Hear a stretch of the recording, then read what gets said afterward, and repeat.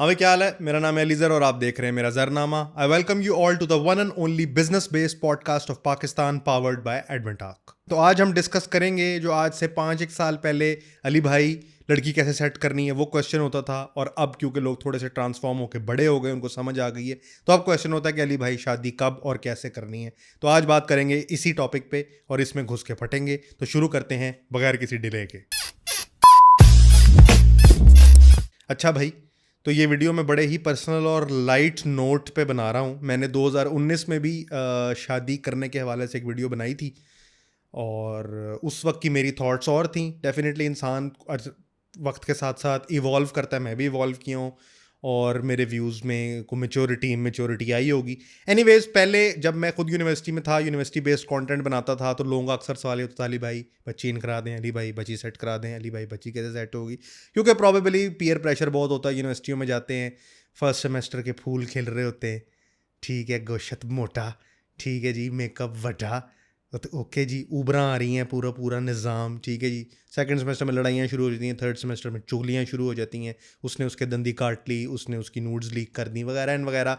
5 6 semester तक बात आई गई हो जाती है। एंड पे सारे सिंगल लौंडे जो हैं वो सिगटे फूक रहे होते हैं, जो पहले कभी स्टिंग भी नहीं पीते थे, कि अम्मी कहती हैं इसमें एनर्जी ड्रिंक होती, गुर्दे फेल हो जाते हैं। तो ये सारे मामला हुआ करते थे। अब खैर वो लड़के जो उस वक्त 17 18 साल के थे प्रॉबेबली, अब वो ज़रा 22 23 के हो गए। अब वो ज़रा मार्केट में जा रहे हैं, उनके दोस्तों की शादियाँ हो रही हैं, वो हलाल में ले रहे हैं। और लड़के जो हैं वो लोनली सोल्स हैं, वो कह रहे हैं भाई साहब एक हाथ की लकीरें मिट गई हैं, तो करना क्या है। सवाल क्या है, समस्या प्रॉब्लम स्टेटमेंट क्या है कि अली भाई, कंसल्टेशन में अक्सर लोग आते हैं, सवाल इंस्टाग्राम पे मैसेज आते हैं, सवाल ये है कि अली भाई शादी कब करनी है, पहला सवाल। और दूसरा कि कैसे करनी है, यानी कि खर्चे वर्चे का क्या सिस्टम है, क्या है ये पूरी, ये है क्या, ये गेम क्या है। मैं बताता हूँ आपको अपने एक्सपीरियंस से, मैं बता देता हूँ। हर किसी का अपना अपना फ़र्क सिस्टम होता है, तो सारी कैटेगरीज में एक एक करके कवर कर देता हूँ। अच्छा, ये वीडियो लड़कों और लड़कियों के लिए कंबाइंड है, क्योंकि लड़कियां भी जो हैं वो मैंने देखा है कि हाथ के जो 2 नाखून हैं वो बड़े हुए हैं और 2 छोटे हैं। वो प्रॉब्ली क्योंकि लिखने के लिए पढ़ाई वगैरह हो रही होती है। तो लड़के और लड़कियों दोनों के लिए मैं दोनों को कवर करता हुआ आगे चला जाऊँगा। अच्छा गुरु, बात यह है कि ये वीडियो स्पेसिफिकली उन लोगों के लिए है जिनकी बचपन में बालिका वधू की तरह शादी तय नहीं हो गई। उनके पास चॉइस है शादी करने की, या तो वो अरेंज मैरिज करेंगे या वो लव मैरिज करेंगे। ये 2 चॉइसेस उनके पास हैं। घर की तरफ से कोई प्रेशर नहीं है, बचपन में फुप्पो अंगूठी नहीं डाल गई थी। आपका वो सिस्टम जिनका नहीं है उनके बारे में बात करते हैं, सिंपल एंड सॉफ्ट, ठीक है। वो अगर निकलना चाहें तो इस तरफ आ जाएं तो एक अलग बात है। अब आपके पास अरेंज मैरिज है और लव मैरिज है। मैरिज के आपके पास 2 तरीके हैं, लड़के लड़कियों दोनों के लिए। Child marriage right after matric, just after inter, before bachelors, लड़की की शादी हो के वो यूनिवर्सिटी जा रही है, मैं रेकमेंड नहीं करता। माँ बाप ये करते हैं क्योंकि माँ बाप को होता है कि बच्ची जो है वो है येलो कैब ऊबर क्रीम है। उनको आइडिया पहले ही होता है मोस्ट को। तो वो कहते हैं कि भाई इससे पहले कि इसमें सवारियाँ बैठनी शुरू हो, इसका जो है ना पक्का पक्का एयरपोर्ट पर डाल दो। मैं इसके हक में नहीं हूँ, क्योंकि वो जो हस्बैंड है वो खुद तो यूनिवर्सिटी में होता नहीं है, वो फिर फ़ोन पे दिखाओ किसके साथ हो, क्या कर रही हो, बकवासियात शुरू हो जाती है। रुखसती तो आपने करनी नहीं होती, यानी कि खाना गर्म भी किया और दिया नहीं। तो वो एक बड़ा डिफरेंट किस्म का टॉपिक, मैं उसके हक में नहीं हूँ। आपके पास शादी करने के ना एसेंशियली 2 मौके होते हैं ज़िंदगी में, लड़कों और लड़कियों दोनों के लिए मैं बताने लगा हूँ। आपके पास शादी करने के 2 मौके हैं। अगर तो आपने लव करनी है या भी अरेंज करनी है, मौके 2 ही हैं। इन दोनों में से एक अवेल नहीं करोगे तो फिर डिफेक्टेड, यानी कि गलत तरफ चले जाओगे। गलत तरफ जाने का मतलब ये है कि फिर जिस लाइन में तुम खड़े होगे ना वो लंबी है, पहली बात है, और उसके एंड पे जो आटा मिलेगा ना वो सख्त है, वो दांतों में दर्द कराएगा। तो सीन क्या है कि जब आप यूनिवर्सिटी में जाते हैं, सबसे पहले आपका एक इनिशियल ग्रुप बनता है। उस इनिशियल ग्रुप में अगर तो आप कारीगर हैं तो आप ग्रुप ही वो चूज़ करें जिसमें आपकी कंपनी की मैक्सिमम, यानी कि आपके जैसे लोग ही हों, ठीक है। अगर वो दिखने में बहुत टाइट लड़के या लड़कियां नहीं हैं तो भी कोई बात नहीं है, लेकिन आपका उनके साथ जो शुगल का लेवल है ना वो प्रो मैक्स होना चाहिए। और कोशिश करें कि ऐसे ग्रुप को ज्वाइन करें जहां पे लड़के और लड़कियों की रेशो बराबर हो, ठीक है, ऑन पर्पस। वैसे तो इंसान अपने दोस्त चूज नहीं करता, लेकिन वो बचपन के होते हैं, बड़े होने के दोस्त इंसान चूज करता है। कोशिश करें कि ऐसा ही ग्रुप हो जो आपकी क्लास में, आपके कोर्स मेट्स, कोई आपके इस तरह के लोग हो जिनके साथ आप काम, आपका वास्ता पड़ता रहे। क्योंकि मोस्ट प्रोबेबली उसी ग्रुप में से आपकी कोई ना कोई सेटिंग निकल आएगी। सो आप उस ग्रुप को ज्वाइन करेंगे, वो ग्रुप वक्त के साथ साथ थोड़ा कटता जाएगा, छोटा होता जाएगा, वगैरह वगैरह होता जाएगा। टाइमलाइन आपको बताने लगा हूँ। आपका पहला साल फ्रेशमैन ईयर है, आपने सबको ऑब्जर्व करना है, अपनी इमेज, अपना असलियत अपनी अंदर की ना, अपना एज अ लड़की अपना ओछा पुना या एज अ लड़का अपना ठरक पुना बाहर नहीं जगाना, ठीक है। थोड़ा रिजर्व रखना है। पहले साल में हॉल है, शेख साहब आ रहे हैं, पहले साल आपने ये स्टांस रखना है। जो दूसरा साल है ना, उसमें आपके ग्रुप को काटियाँ लगनी शुरू हो जाएंगी, तो आपका ऑटोमेटिकली ग्रुप नैरो होके ना 3 लड़के 3 लड़के 3 लड़कियाँ, 2 लड़के 2 लड़कियाँ या 4 के इस तरह के ग्रुप में आ जाएगा। उसमें आपको क्लियर जो छुट्टियां आएंगी ना, जो पहले सेमेस्टर के बाद छुट्टियां होंगी दूसरे के बाद, उसमें जो जिससे चैटें हो रही होंगी ना, चैटें, वो समझ आ जाएगी कि ये अलाइनमेंट है। दूसरे में ज़रा ग्रुप को काटियां लगी होंगी। दूसरे साल भी आपने थोड़ा खुलना है, थोड़ा ज़्यादा नहीं खुलना, क्योंकि पहले 2 साल में जीपीए मेंटेन करना आसान है। तीसरे साल में मोहब्बत हो गई तो जीपीए तो गया तेल लेने। अब जो दूसरा साल है ना, इसमें आपने थोड़ा सा ज़रा खुलना है, थोड़ा ज़रा ईजी होकर ज़रा रात तक यूनिवर्सिटी रुक के ज़रा चाय कॉफ़ी, थोड़ा प्रिम एंड प्रॉपर अच्छे जूते, बाकायदा नाइकी, ग्रीन लेसेस, इस तरह करके करना है। अब जो टाइम लाइन है ना प्यार में गिरने की, जो चौथा सेमेस्टर है ना, उसके एंड पे आपने ना टारगेट को चूज कर लेना है कि ये मुझे लग रहा है कि ये जो है ना, यहाँ पे अलाइनमेंट बन सकती है। पहले आपने फैमिली बैकग्राउंड भी पता कर लेनी है अच्छे तरीके से, कि कोई ऐसा तो नहीं है कि 4 भाई बदमाश हैं, अब्बू का एक हाथ जख्मी है लड़ाई में, एक टांग पे गोली लगी, इस तरह का कोई सिस्टम नहीं करना। ज़रा आपने अच्छी तरह रेकी कर लेनी है कि आपका इंटरसेक्ट वाला मसला तो नहीं बन जाएगा, या ये कोई वो तो नहीं है कि भाई शाम को नाचते में ही हैं इनके बड़े, यानी कि इनके अबू डीजे हैं, ऐसा भी नहीं होना चाहिए। यानी कि आपके हिसाब, अगर आपके अबू डीजे है फिर ठीक है, तो वो मैं आपको बताता हूँ आगे मैकेनिज्म क्या होगा। बहरहाल चौथे सेमेस्टर के एंड पे जो गर्मियों की छुट्टियां हैं ना, उससे पहले आपने अपना टारगेट बिल्कुल फोकस में ले आना है। ग्रोजा मिलेगी जैसे 8 वाला स्कोप, पूरा आपने फोकस में लेके आ जाना है। अब वो जो चौथे सेमेस्टर की छुट्टियां हैं ना, उसमें आपने करनी है बातचीत, सेटलमेंट की, नरम प्यार मोहब्बत की, और गंदी बातें ना कम से कम करनी है, क्योंकि कल को फिर वो बीवी बनेगी या हस्बैंड बनेगा तो फिर आप वो कहेंगे कि यार मैं तो 3 के साथ कर रहा था। नहीं, जो आपने टारगेट सेट किया है ना बेस्ड ऑन द क्राइटेरिया, उससे आपने अच्छी बातें करनी है। और आपने क्या बातें इंक्वायर करनी है वो अभी आपको बताता हूँ। अब जब 5वां सेमेस्टर शुरू होगा ना, तो आपने अटेम्प्ट करनी शुरू कर देनी है तरीके से। उसको अकेले ले जाके बातें हो रही हैं, चीतें हो रही हैं, लंबी चाय चल रही है, कॉफ़ी, अगर आप यूसीपी में हैं साथ बिरयानी चल रही है, अगर आप यूएल में हैं वो सामने कैफ़े में चले गए, अगर आप लम्स में हैं तो आपने उधर क्रिकेट ग्राउंड में चले जाना है। अलग अलग यूनिवर्सिटियों का मुझे पता है कि कहाँ पे क्या क्या होता है, नस्ट में एम्स्टरडैम है, तो मुख्तलिफ जगहों पे आपने ये काम करने शुरू कर देने। सिर्फ बैठना है, बातें करनी है, आंखों में आंखें डाल के, हल्की फुल्की सिंगिंग, क्लोज फ्रेंड स्टोरी, इस तरह की हरकतें शुरू, बर्थडे सेलिब्रेशन, ये आपने करना है। अब ये जो 5वां और 6ठा सेमेस्टर है ना, इसमें you should with the fall of, fall कहते हैं ऑटम को, with the fall of 5th semester you should be following in love. Okay, ये आपके पास वो विंडो है जिसमें आपने अपने लव को मैच्योर करके 6ठे सेमेस्टर के मिड तक प्रपोज कर देना है कि जी I love you. I love you करने के बाद आपने कोशिश करनी कि आप फिजिकल ना हो, लड़के हों या लड़कियों, आप कोशिश करना hug, side hug is okay, a little kiss on the cheek, on forehead, love में ओके है। बट आपके पास मसला ये है कि टाइमलाइन यही है, 5th एंड 6th सेमेस्टर तक आपने अपना जो भी टारगेट बनाया है उसके साथ लव में गिर जाना है और उसको भी गिरा लेना है। क्यों? क्योंकि आपको 1 साल चाहिए शादी ब्याह की प्लानिंग के लिए, और लास्ट ईयर में तो फाइनल ईयर प्रोजेक्ट भी होता है, तो उसमें आप उतना कुछ कर नहीं पाएंगे, आप दोनों बिजी होंगे और वो आपके प्यार का टेस्ट भी होगा। तो 5th और 6th सेमेस्टर के दौरान आपने जो है प्यार में गिर जाना है पॉजिटिवली 110%, और फिर आपने चौथा साल पूरा सिर्फ उसको टाइम देना है। और फिर आप यूनिवर्सिटी में मशहूर होने चाहिए कि ये उसकी बंदी है, उसका बंदा है, या आप सीक्रेट भी रख सकते हैं, आपकी मर्जी में, तो मजाक कर रहा हूँ।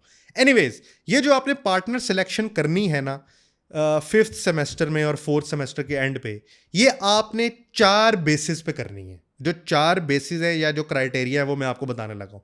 नंबर 1 इज अलाइनमेंट, बॉडी की अलाइनमेंट नहीं, आपकी और उसकी alignment, how comfortable you are with each other on apparent basis. देखें, अपेरेंटली आप किसी को जानते नहीं होते कि वो बाद में कैसा निकलेगा, या ये फलाना बंदा शराब पीने लग जाएगा, ये फलानी लड़की जो है वो टिकटॉक करने के लिए, आपको नहीं पता होता।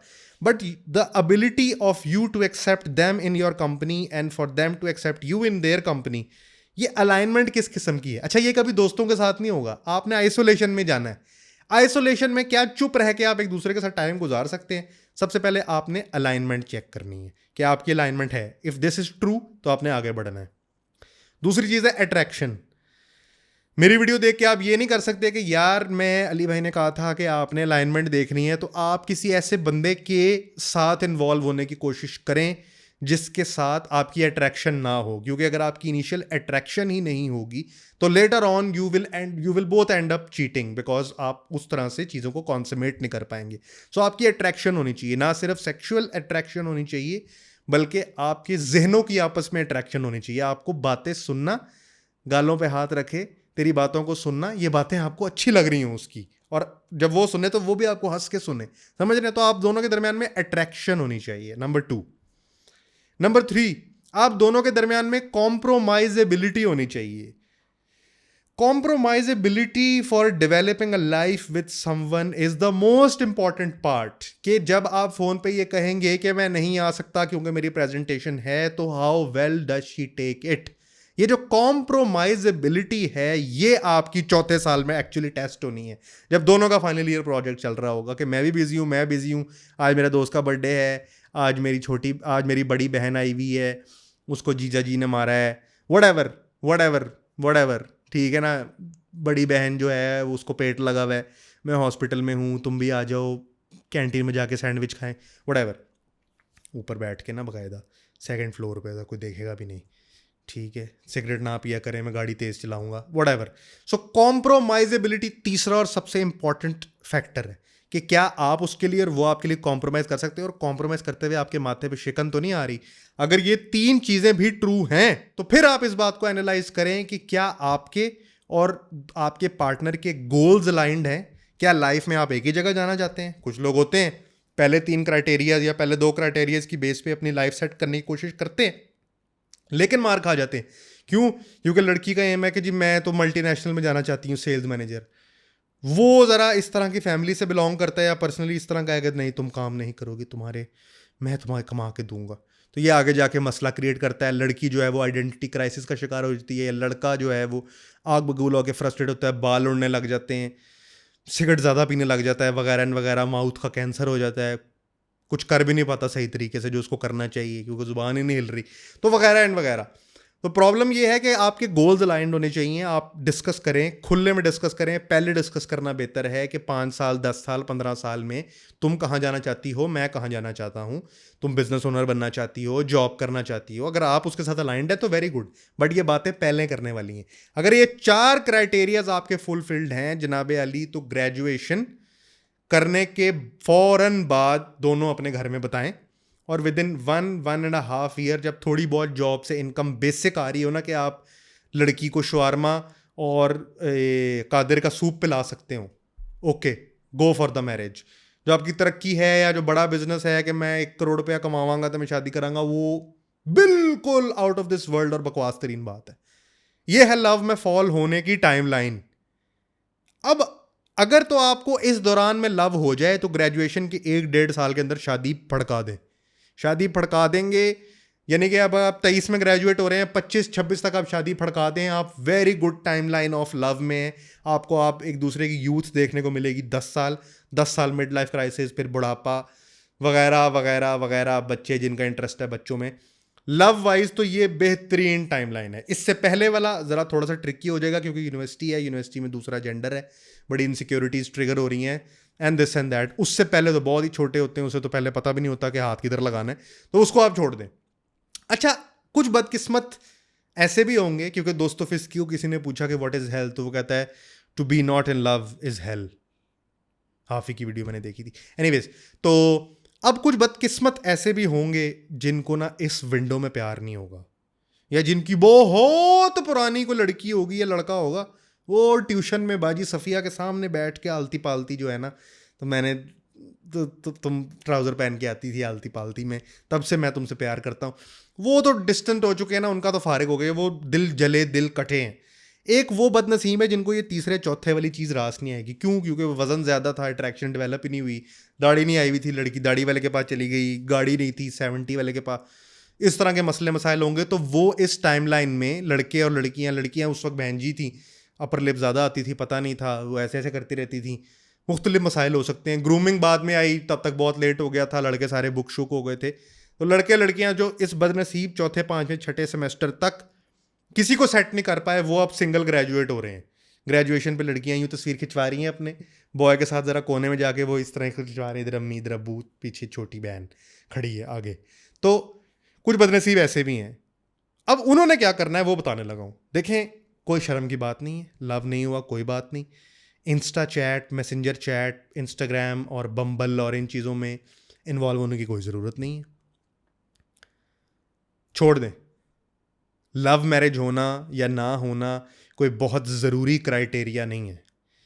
अब आप आ गए हैं 25 साल की उम्र में ना, आपको लव नहीं हुआ कोई बात नहीं, छोड़ दें। अब आपने अब फौरन शादी नहीं करनी, अब आप 2 3 4 साल गुजारें। 2 3 4 साल का मतलब है 28 29 तक आप time गुजारें।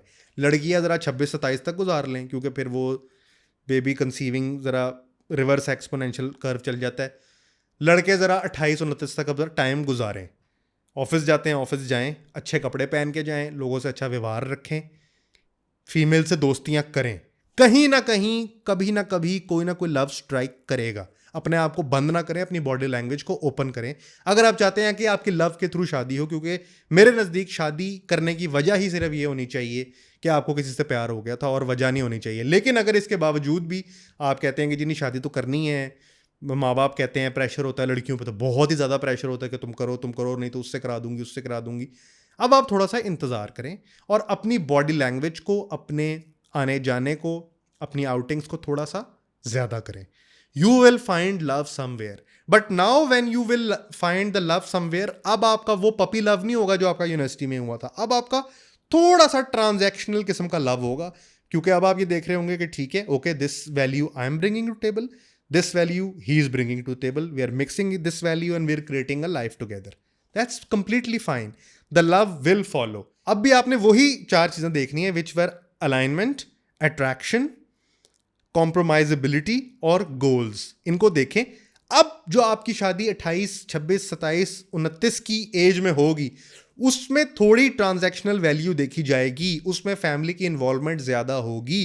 To do arranged marriage is similar to saying to your parents that I can't bang somebody on my own, please help me. Completely fine. अगर आपसे नहीं हुआ तो नहीं हुआ, इस पर कोई प्रेशर लेके या अपने आप को कट लगाने की ज़रूरत नहीं। नहीं हुआ तो नहीं हुआ यार, कोई बात नहीं। कुछ हर बंदे के नसीब में कैच तो नहीं आता ना, किसी का हो जाता है, किसी का मिस हो जाता है, कोई बात नहीं। अब आप थोड़ी सी डीलिंग में आएंगे कि अच्छा कौन सी गाड़ी है, कौन सा घर है, ठीक है मेरे पास कौन सी गाड़ी, कौन सा घर है, हम दोनों मिलके इस तरह की लाइफ बनाएंगे। गोल्स आपके वही 4 रहेंगे। लेकिन अब जब आपके पास शादी की विंडो आएगी ना, वो आएगी, वो कच्ची उम्र की नहीं होगी, वो ज़रा 28 से 32 की एज ब्रैकेट में होगी। आप थोड़े से ज़रा पक्के हो चुके होंगे। तो अगर आप पक्के हो गए हैं तो कुछ कॉम्प्रोमाइजेबिलिटी का काठा आपको होगा, कुछ उनको होगा, कुछ मिलजुल के बात बनेगी। But for girls, if they cross the critical age of 30 and if those boys cross the critical age of 33 34, उसके बाद आप जिस कैटेगरी में दाखिल हो जाएंगे ना, वो बहुत डिफेक्टेड किस्म की कैटेगरी है पाकिस्तान के कॉन्टेक्स्ट में। इन मेजॉरिटी केसेस मैंने अपनी बात को पॉलिटिकली करेक्ट कर दी है। बाहर तो 40 इज द न्यू 30 हो चुका है ना, बाहर का निज़ाम आप छोड़ दें, यहाँ की बात करें।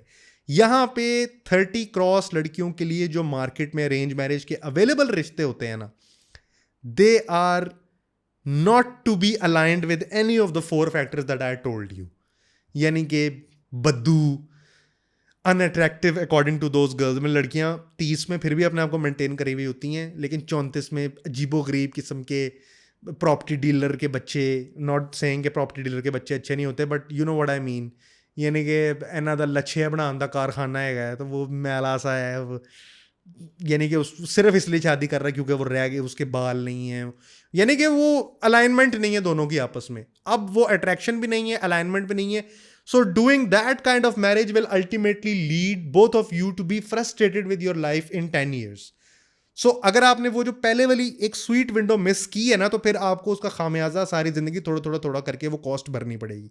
सिमिलरली फॉर लड़के, जो फॉर लड़कियां जो ये विंडो मिस कर जाएंगी, उनको वर अच्छे नहीं मिलेंगे, और जो लड़के ये विंडो मिस कर जाएंगे उनको ख़वातीन भी कोई ख़ास नहीं मिल रही होंगी। वो होगा जो मेजर चंक होता है ना, यूनिवर्सिटी में से पास आउट होता है, उनकी जॉब लग जाती है, बच जाते हैं, फिर वो सस्ती जॉब्स करते हैं। तो ये सीन है। तो ये थोड़ा सा first come first serve basis है और इसकी एक्सपायरी है। तो मैंने आपको बताया इन समरी के आपने 4 चीज़ों को देखना है, which was your alignment, personality alignment, attraction, compromisability and goals. इन 4 चीज़ों को फैक्टर में रखना है। पहली विंडो आपके पास लव में गिरने की है, चौथा सेमेस्टर का एंड से लेके छठा सेमेस्टर, और 7वें 8वें में प्लानिंग, और 25 साल की उम्र में शादी। ये है बिल्कुल पपी लव। इसमें आप दाल रोटी में भी आपका काम चलेगा। ये परफेक्ट बेहतरीन काम है। अगर ये विंडो मिस हो जाती है तो अपनी बॉडी लैंग्वेज को ओपन रखें, और फिर आपके पास विंडो है कोई 27-28, लड़कियों के लिए 30 तक है, बंदों के लिए 32 तक है। उसके बाद फिर जो मामलात होंगे ना, वो ये होंगे कि 70 पे बिठाया है पीछे तो व्हीली उठ गई है टाइप का सीन होगा। तो ये था जी मेरा पर्सनल ओपिनियन। जो मेरे पास कंसल्टेशन में लोग आते हैं और सवाल करते हैं, मैंने कहा जनरल सवाल ही है तो बता दूं कि आपने there is a scientific method to everything which I try to take on this matter. This was my opinion. आप इससे एग्री डिसएग्री कुछ भी कर सकते हैं। कमेंट्स में अपना एग्रीमेंट और डिसएग्रीमेंट जो भी हो ज़रूर बताइएगा। ये वीडियोस आपको कैसी लग रही हैं फीडबैक देकर ज़रूर बताएं। वॉकी टॉकीज़ कि आप फिक्र ना करें, वो एक दिन में यानी कि एक हफ्ते में मिलियन भी करती थी, ये 10,000। बट आई एम ओके, मैं 30-40 वीडियोस करूंगा, फिर देखूंगा कि हम एल्गोरिथम के साथ कीप अप कर रहे हैं कि नहीं कर रहे। ये वो डेली कंटेंट नहीं है, इसके लिए दिमाग लगता है। कम दिमाग वाले इसको नहीं देखते, इसलिए मैसेज के पास नहीं जाएगी। तो I am perfectly fine. Business consultation के लिए नीचे व्हाट्सएप की लिंक है, अगर उससे कोई रब्ता करे तो प्लीज़ डिस्काउंट ना मांगे, क्योंकि मेरी टीम को अलाउड नहीं है। तो ये थी जी आज की वीडियो। मैंने आपको बताने की कोशिश की कि आप अपनी ज़िंदगी में अपने वर्क को तलाशने में क्या ऑप्टिमाइजेशंस कर सकते हैं। मेरा ओपिनियन था, आप एग्री डिसएग्री दोनों कर सकते हैं। ये थी जी आज का ज़रनामा। You were watching one and only business based podcast of Pakistan. वैसे इसमें इतनी बिजनेस की बात नहीं हुई, लेकिन चलें। This is your boy AZ, over and out.